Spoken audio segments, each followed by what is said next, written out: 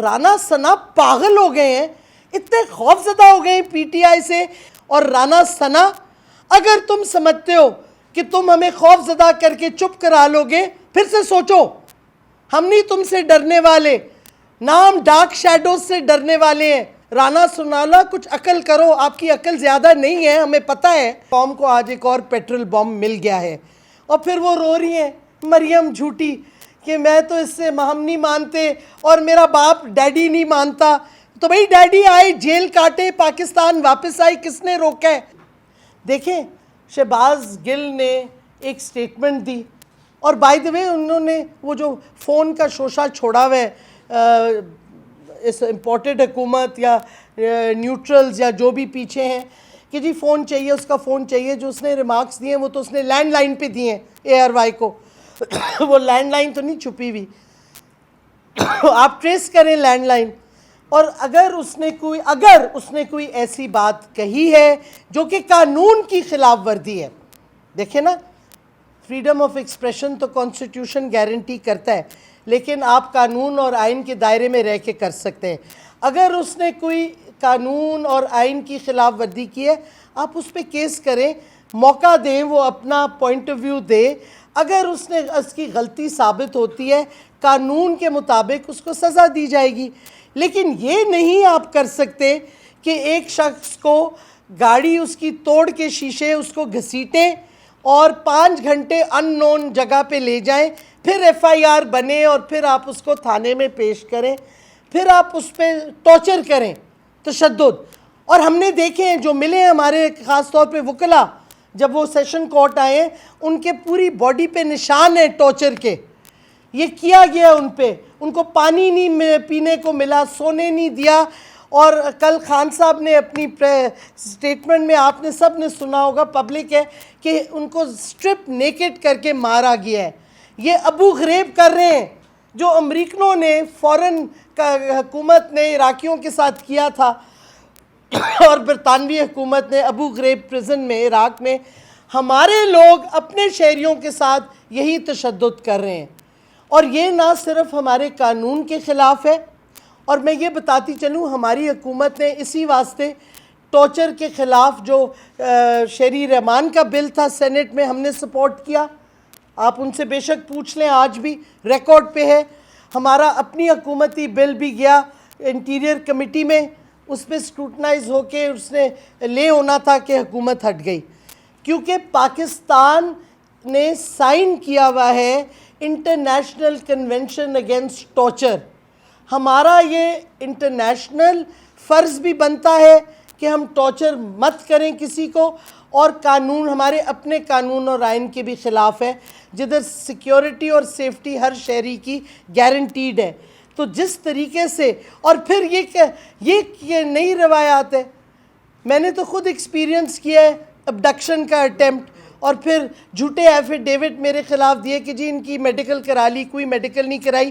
Luckily کیونکہ جھوٹ جب آپ بولتے ہیں نا, تو 4 بندے ڈیفرنٹ جھوٹ بولتے ہیں, وہ ایفیڈیوٹ جب دیتے ہیں ان کے جھوٹ پکڑے جاتے ہیں, اللہ کا فضل ہے. لیکن آپ مجھے بتائیں, شہباز گل کے ڈرائیور کی بیوی کا کیا قصور ہے؟ اس کو کس بیسس پہ اٹھایا گیا؟ اس کی دودھ پیتی ہوئی بچی, سکلنگ بچی کو 10 ماہ کی اٹھایا گیا. یہ آپ کے ججمنٹس ہیں ہائی کورٹس کی, آپ کے قانون کی خلاف ورزی ہے. خواتین کو, خاص طور پہ اگر وہ بچی چھوٹی ہو جو ماں کا دودھ پی رہی ہو, اس کو بیل مل جاتی ہے, آپ اس کو جیل میں نہیں ڈال سکتے. تو رانا ثنا پاگل ہو گئے ہیں, اتنے خوف زدہ ہو گئے ہیں پی ٹی آئی سے کہ اب پی ٹی آئی کے لوگوں کے گھروں میں جو ملازم ہیں ان کی بیویوں کو اٹھائیں گے, ملازموں کو اٹھائیں گے. یہ کون سا قانون ہے؟ یہ کون سی جمہوریت ہے؟ یہ پیور فیشزم اب ہو رہی ہے اس ملک میں. اور رانا ثنا, اگر تم سمجھتے ہو کہ تم ہمیں خوف زدہ کر کے چپ کرا لو گے, پھر سے سوچو, ہم نہیں تم سے ڈرنے والے, نہ ہم ڈارک شیڈوز سے ڈرنے والے ہیں. ہم انصاف کی جنگ لڑ رہے ہیں, ہم حقیقی آزادی کی جنگ لڑ رہے ہیں, اور لڑتے رہیں گے جب تک ہم اپنی قوم کو آزاد نہیں کریں گے صحیح معنوں میں. اور آپ کے یہ جو قوانین جو آپ غیر قانونی بلکہ حرکتیں کر رہے ہیں, یہ آپ کے اوپر آئیں گی اینڈ میں. تو آپ کس حد تک تشدد کرو گے لوگوں پہ؟ اب آپ پھر انہوں نے کوشش کی کل رات کو، پرسوں رات کو اور کل بھی لیٹ آفٹرنون کو، کہ شہباز گل کو اڈیالہ سے نکال کے پمس کے بہانے لے آئیں اسلام آباد ٹیریٹری میں پھر سے، اور اس کو پھر وہاں تشدد اس پہ کریں. اور ہمیں یہ خوف ہے کہ یہ لوگ یہ کرتے جائیں گے، کیونکہ یہ وہی کوشش کر رہے ہیں جو ذوالفقار علی بھٹو کے وقت محمود مسعود کو کیا تھا کہ وہ اپروور بن جائے. یہ وہی پلے بک استعمال کر رہے ہیں. ایک تو ان کو پتہ نہیں کہ وہ پلے بکس آؤٹ ڈیٹڈ ہو گئی ہیں. کم سے کم آپ اپنی اسٹریٹجیز دیکھیں تو کدھر قوم کو لے جا رہے ہیں. اب وہ چیزیں چھپی ہوئی نہیں رہتی، ہر چیز میڈیا میں آ جاتی ہے. تو خدارہ رانا سنالا کچھ عقل کرو. آپ کی عقل زیادہ نہیں ہے، ہمیں پتہ ہے، کیونکہ آپ کی ساری عمر غنڈہ گردی میں گزری ہے تو قانون تو آپ کو سمجھ ہی نہیں آتا. لیکن کچھ کوشش کر لو سمجھنے کی، اس سے پہلے کہ اور زیادہ پاکستان میں گڑبڑ آپ کرو، اور زیادہ آپ کیا کہتے ہیں پولیٹیکل انسٹیبلٹی اور انسیکیورٹی کرو.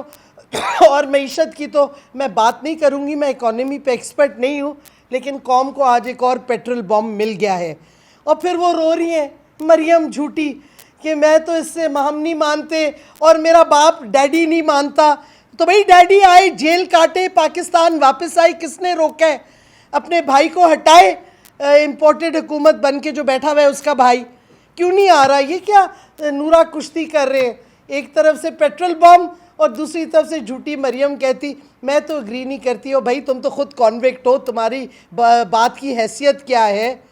اس واسطے خدا کے واسطے جنہوں نے امپورٹڈ حکومت کو سپورٹ کیا ہے، پھر سے آپ دیکھیں آپ پاکستان کو کدھر پہنچا چکے ہیں.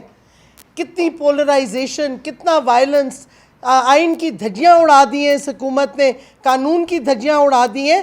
ری تھنک کریں، پاکستان کا سوچیں، اپنا نہ سوچیں، کیونکہ اگر پاکستان نہیں ہے تو آپ بھی نہیں ہیں.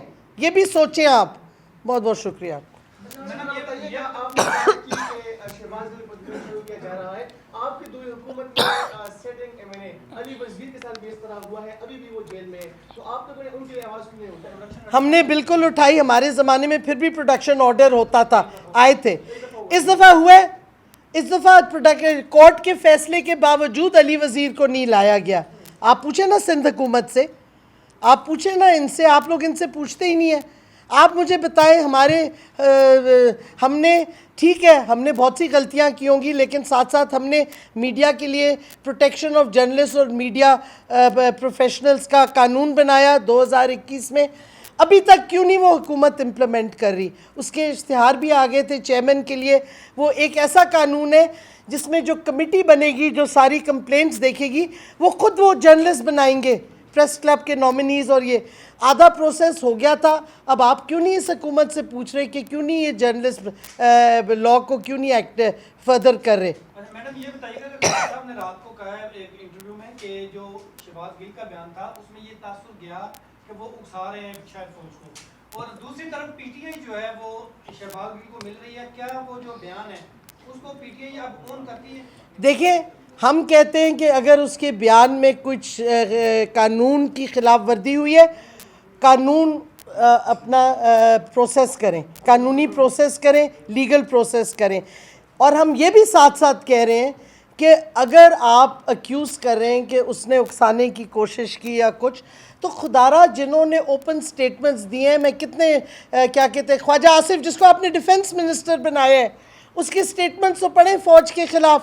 ادھر ایاز صادق نے جو کہا ہے، پھر نواز شریف نے جو کہا ہے، اس نے تو چیف آف آرمی سٹاف کا نام لے کے یوں انگلیاں کر کے سٹیٹمنٹ دی ہے. اور پھر آصف زرداری، ان سب کی سٹیٹمنٹس ہیں بار بار، ایک دفعہ نہیں. کیوں نہیں ان پہ کیس رجسٹر ہو رہے؟ اگر آپ کرنا چاہتے ہیں پھر سب پہ برابر قانون اپلائی کریں نا، ایک پہ تھوڑی. اچھا میڈم، حکومت جانے کے بعد مختلف سیاسی جماعتیں پاکستان میں تمام سیاسی جماعتیں اکثر کہتی رہتی ہیں کہ ہم سے فیصلے ہوتے نہیں، کروائے جاتے ہیں، ہمارے پیچھے کوئی اور ہوتا ہے. اب رانا ثناء اللہ کا نام لے رہی ہیں، شہباز گل کی گرفتاری پر کوئی چینل بند ہوتا ہے تو رانا ثناء اللہ کا نام لیا جاتا ہے. کیا صرف نون لیگ یا رانا ثناء اللہ ان کے پیچھے؟ دیکھیں بک سٹاپس ود دا گورنمنٹ، ٹھیک ہے نا. हुकूमत ये कहते हैं ये हुकूमत है, तो फिर इनकी ज़िम्मेदारी है ना, इनकी रिस्पॉन्सिबिलिटी है। अगर ये खुद नहीं कर रहे तो कहें कि गलती हुई है।